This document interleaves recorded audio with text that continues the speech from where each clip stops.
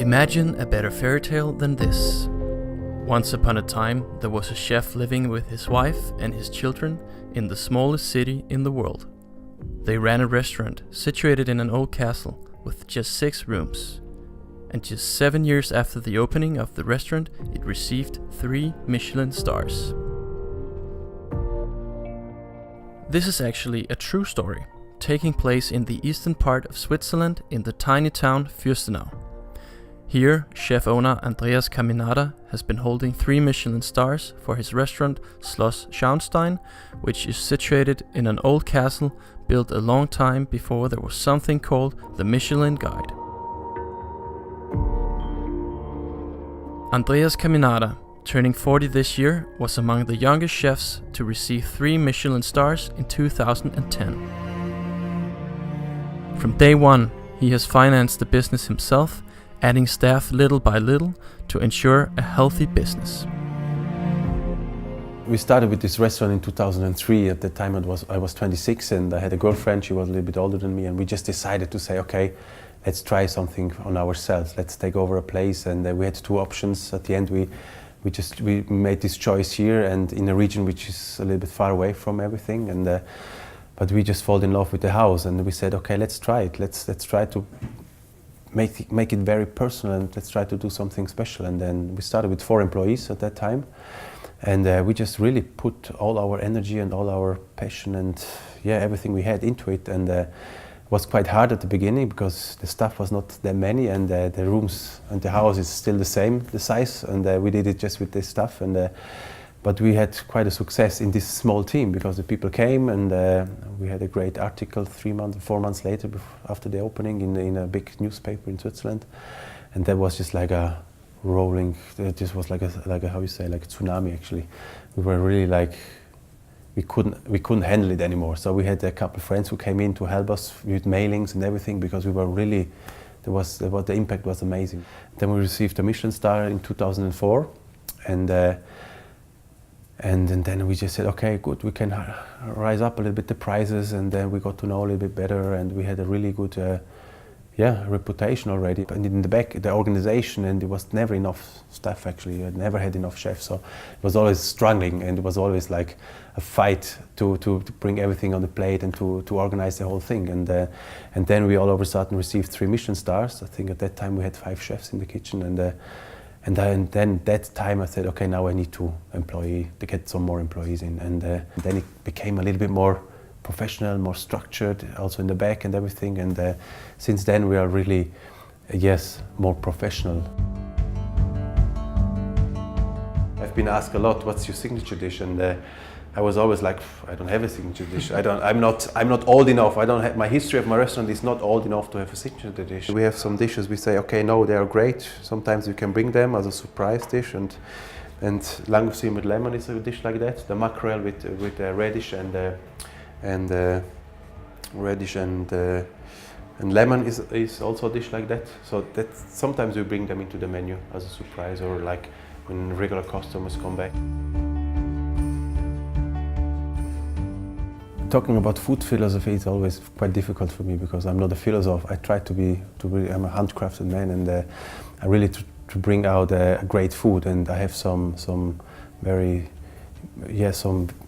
things I feel very strong about, and I feel very important. It's about the product itself, that the quality is great, and that this is the base of everything, and that you can also feel the product at the end on the plate. That it goes straight to the product when you eat it. That it's not influenced or not infused with a lot of other things, because it's a carrot and has to taste after a carrot, and then it's all about the carrot, and so this is very, very sharp into the product actually. This is the base of everything, and of sure 1/3 is the product, the other third is the combinations from the taste, the combinations from cooking techniques, from textures and everything, and at the end is also the presentation. And I think all the 3 things are very important. Of sure, the taste is the most important thing, but at the end it's also the expressive part. It's also important to express yourself, to have something very personal, and yes, those 3 very important things I really keep focus on.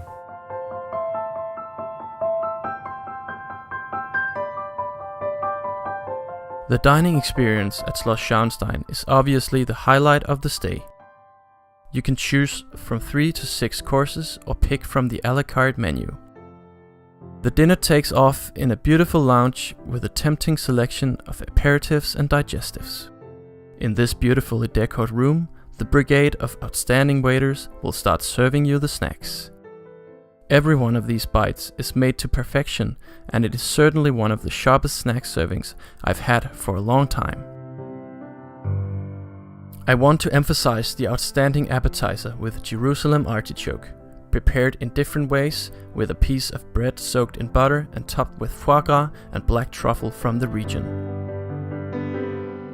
I didn't thought about it. I just did my work many years, and at one stage you just think about what have I done so far, and it came out just to an answer for myself that it's just very simple actually what I do.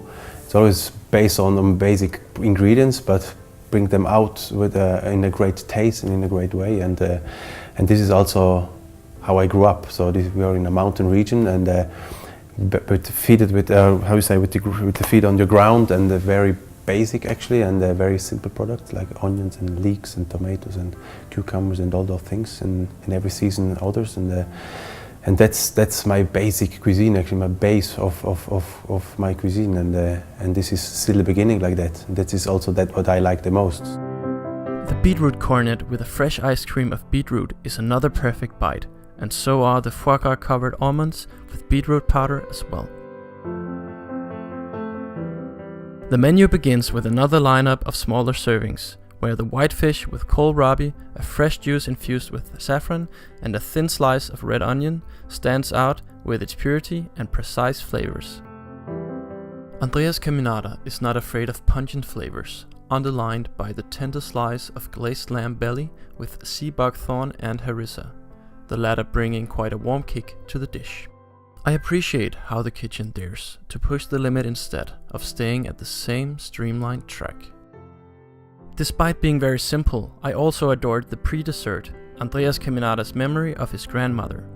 It consisted of salted caramel, a slightly burnt caramel cream, and whipped cream. Simply a textural masterstroke. Swiss hospitality is famous all over the world, and you just have to travel to Schloss Schornstein to figure out why. Not only does the entire staff pay attention to every detail on the plates and in the restaurant, there are also excellent hosts with a unique ability to sense the needs of every single table. Thus we felt like good friends of the house, despite being here for the first time. All in all, the dinner was a very satisfying experience, where especially the snacks and the appetizers stood out as world-class cooking. Europe is full of amazing restaurants, so why should you pay Schloss Schornstein a visit? There's something very special about coming to such a tiny place in the Swiss countryside to find a unique building housing a 3 Michelin-starred restaurant, showing so much warm-heartedness and passion for what they do. And you should certainly experience it too. Schloss Schornstein is really a fairy tale coming true.